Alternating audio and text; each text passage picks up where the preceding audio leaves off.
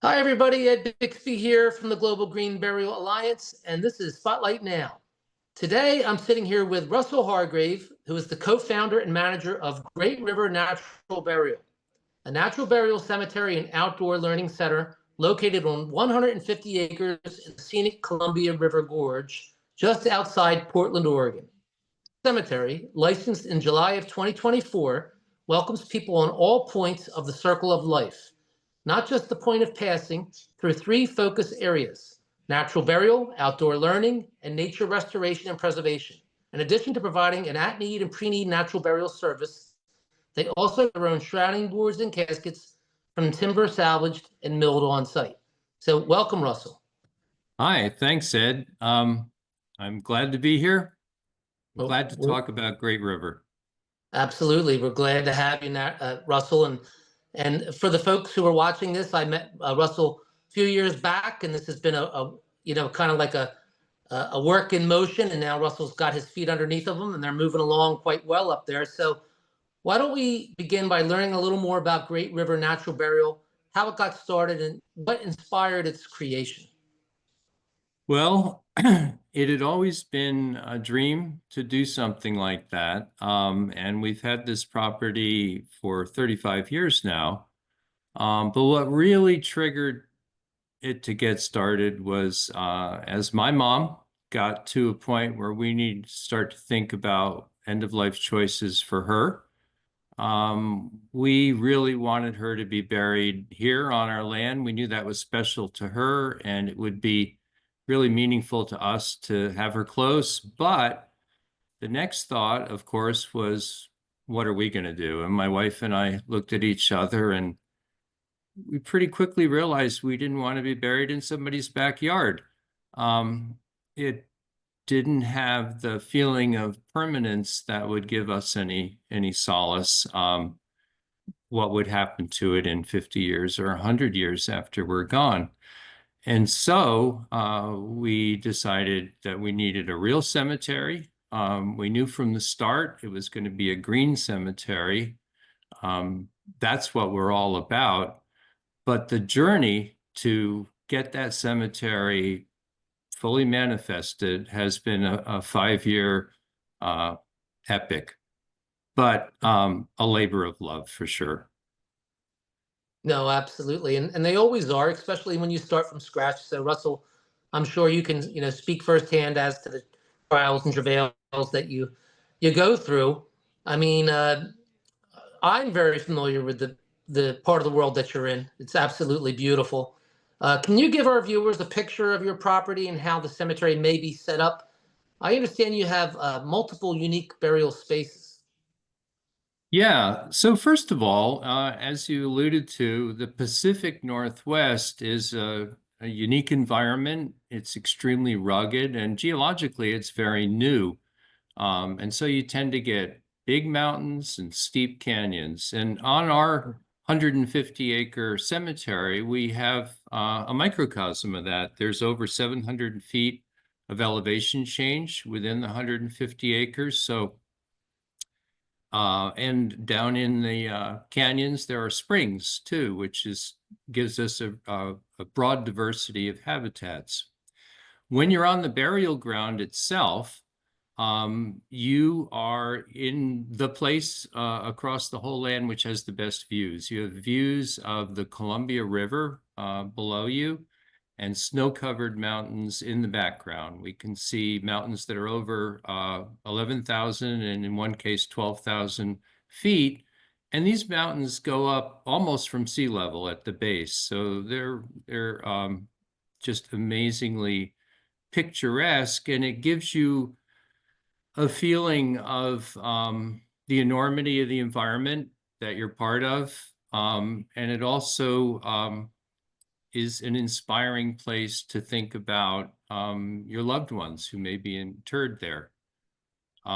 As you alluded to, there's different burial grounds. There's a couple of meadows up the top with great views and some big trees around them. Then there's a huge meadow we call Mountain View Meadow, which has really the best views. And then there's a section down a little bit lower and farther to the north which we call the wilds, because it has the most diverse plant life and the most wildflowers. Yeah, we also have a scattering garden, which has a large oval area at the top where you can have a ceremony. And because we're a green cemetery, we don't allow direct scattering of cremated remains on the land because, as everyone knows, they're toxic. However, we were working with a company called Let Your Love Grow, who make an amendment specifically for this purpose. There's a lot of science behind what they do, and I'd encourage you to go look at their website because there's a lot you can learn from the work that they've done. We mix the amendment with the cremated remains, and then we actually bury that in a small hole in the scattering garden. So we call that in-ground scattering because that allows the amendment to remain mixed up with the cremated remains for the required 90 days. And so it doesn't get blown away or washed away. It stays mixed. And after 90 days, it becomes nutritious.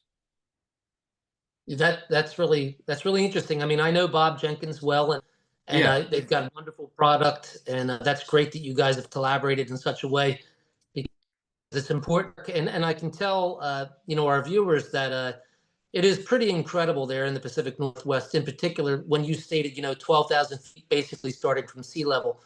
If you've never seen mountains quite like that, you really don't really truly understand the enormity, the size of them. It is pretty impressive and really something everyone should see. So, anyone watching, if you can get up there, maybe you can stop by and take a look at Great River and enjoy the views because I'm sure they're absolutely beautiful. So I understand that you offer an outdoor learning center. Can you tell us a little bit about that and how that plays into what you do? sure. First of all, we're a cemetery. We're a natural burial ground, and that's really all we do. But the kind of natural burial ground that we want to be is one that embraces the circle of life, the whole circle, not just the point of passing. And so, in order to really do that, it's very important to us to have people of all ages on the site. And the Outdoor Learning Center is one of the mechanisms to do that. We have a lot of youth camps as part of that Outdoor Learning Center. And what we're trying to do with the camps, whether they're youth camps or family, and they're educational. I call them camps, but it's really education in various specific aspects of nature or of the circle of life, because we are trying to use the cemetery as a backdrop for showing them how the circle of life is manifested in all different types of nature, to try and demystify the human passing and to try and make it something that they're more familiar and comfortable with. But the outdoor learning centers really are trying to help people establish a deep connection to nature. And particularly with kids, we want them to have this connection and deep understanding of the environment that they're part of, so that as we all go forth in this world, and they're going to take over, I hope, and do better than we did, it's important that they have this fundamental understanding of the environment that they're part of. So the Outdoor Learning Center is one strategy we have to really embrace life.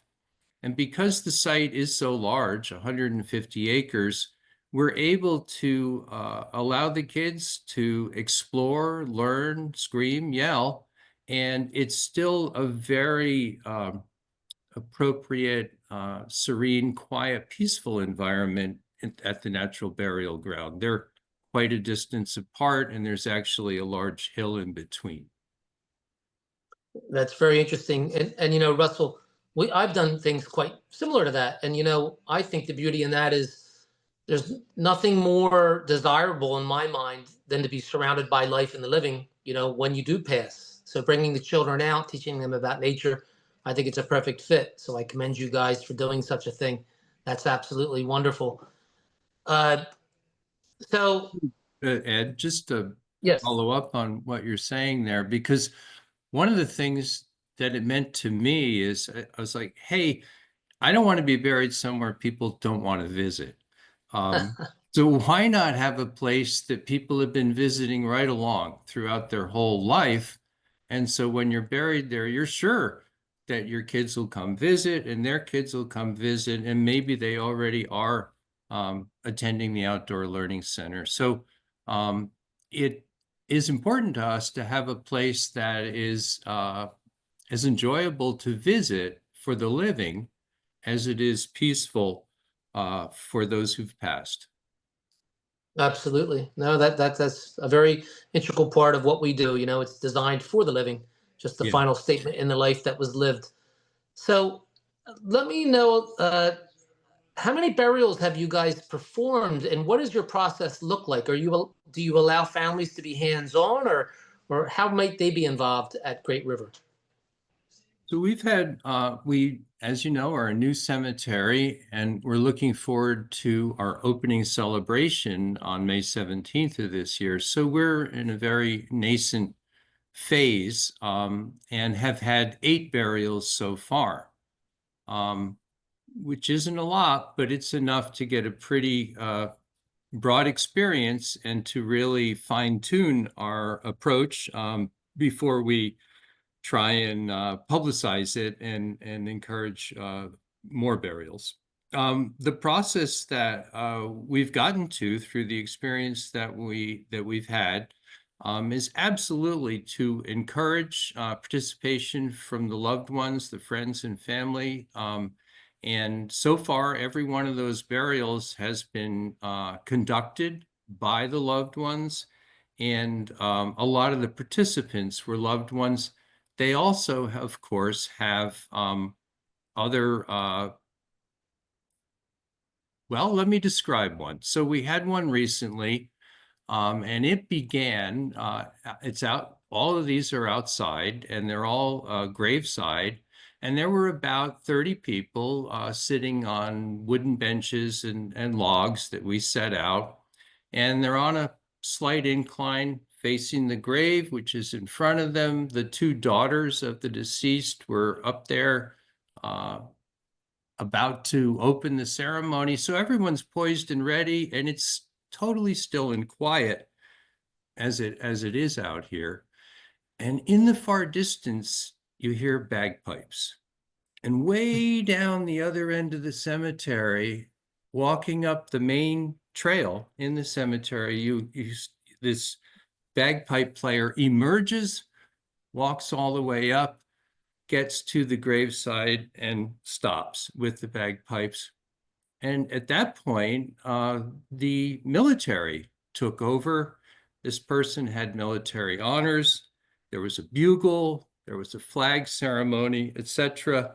So it can be a broad range of things, whatever the loved ones choose. And then they each got up to do their service, as you might expect. And this entire time, the casket, and in this case, it was a natural wooden casket. Of course, they're often shrouds also, but this was a casket.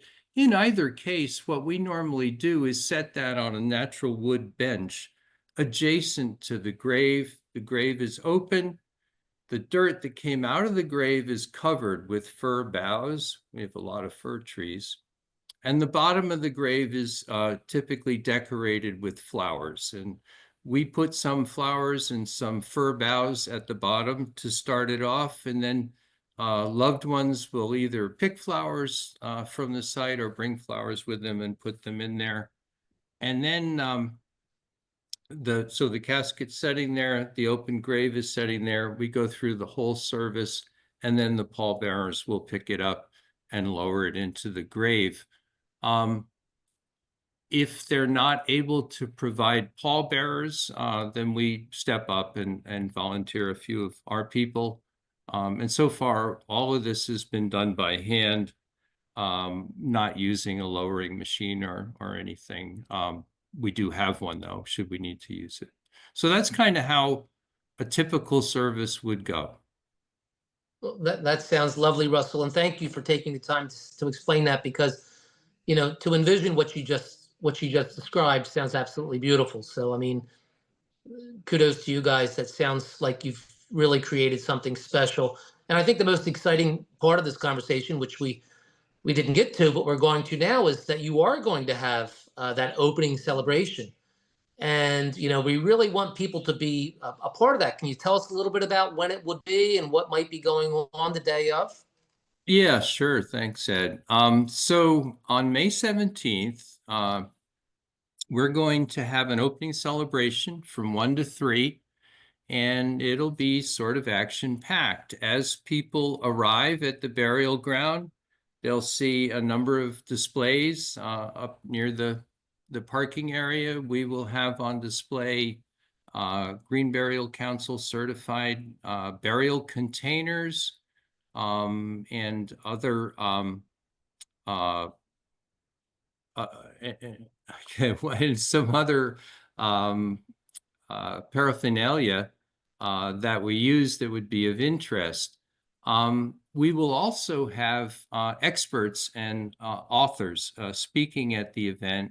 Michelle Nijhuis, who's a journalist and author of the award-winning book, Beloved Beast, Fighting for Life in the Age of Extinction, which is really on the broader evolution of the conservation movement, not particular to burial. But as you said in the beginning, we're trying to do 3 things to really be the natural burial cemetery that we want to be. And the biggest one really is conservation in the sense that most of the 150 acres is just going to let nature take its course. And so Michelle will come in and paint the picture of the conservation movement. Elizabeth Fournier, who's a leader in sustainability, but also author of the Green Burial Guidebook, will also speak, and we'll have a symbolic mock green burial, which is be hands-on. We'll have people who are attending the event participate. We'll do a walkthrough of a whole natural burial. It'll be led by a local celebrant, and it'll be accompanied by a really good a cappella singer, just so that we can really get a flavor of what a natural burial is typically like. So we'll guide the visitors through the meaningful steps of a burial ceremony, and then we will lower the casket into the grave and backfill it, which will give people who are attending a chance to participate if they haven't already. Everybody can grab a shovel and throw some dirt into the grave. And that is what we've seen so far in all of the 8 burials that we've done. That's a point where everyone does want to participate. We even had one person whose wife was being laid to rest, and he was in a wheelchair, and he just wanted to shovel some dirt in, and he needed some help to load the shovel, but it was very meaningful to him, and it was to me when I buried my mother also. There'll be other events, a tour with the founders, which will talk about some of the flora, fauna, and geology of the area, as well as the layout of the burial ground. And there'll also be some really good snacks. Healthy food, of course. Well, it sounds like an all-star lineup and a wonderful day. I mean, that's what it's all about, is getting the community out there to truly understand what you're doing. And hopefully it's the first of many more that you have, and I'm sure it will be. So everyone, please, if you're local to Russell and Great River Natural Burial, I don't know if you're taking RSVPs, Russell, but if people are, go ahead. Oh, we would love to hear from people. If you could go to our website and sign up, just so we have your contact information and we can keep you up to date. Then you don't have to remember everything I'm saying. We'll reach out and remind you. The upcoming celebration on May 17th and any other events we do have after that. That's wonderful. Thanks, Russell. So this is always the fun part of the spotlight conversation. I always like to ask, you know, in your mind's eye, where do you envision, or where would you like to envision Great River Natural Burial to be, let's say in 10 years from now? What would you like to see the formation and the end result in 10 years be of your creation? Yeah. So you're talking about the future, and 10 years is even a very short horizon, isn't it, in this business? So I wanted to first of all start out with what is natural, and there's a lot of different people thinking about that. We have like the Green Burial Council trying to figure out what the standards for that would be, and a lot of us involved in the conservation movement, one way or another. What is natural? So one of the yardsticks we use at the cemetery, because you have to figure out a lot of details. Do you allow headstones? If so, what kind, what size? And it goes back to this, well, what is natural? And so one of the yardsticks we use is we believe that when the cemetery is fully populated, that land should look basically the same as it does today. So 10 years down the road, or 200 years down the road, I'm not expecting the land to change through human development, through the activity of the cemetery. It should only be changing through the activity of nature. And it's going to be really exciting to see how nature changes that land once no one is interfering with it anymore.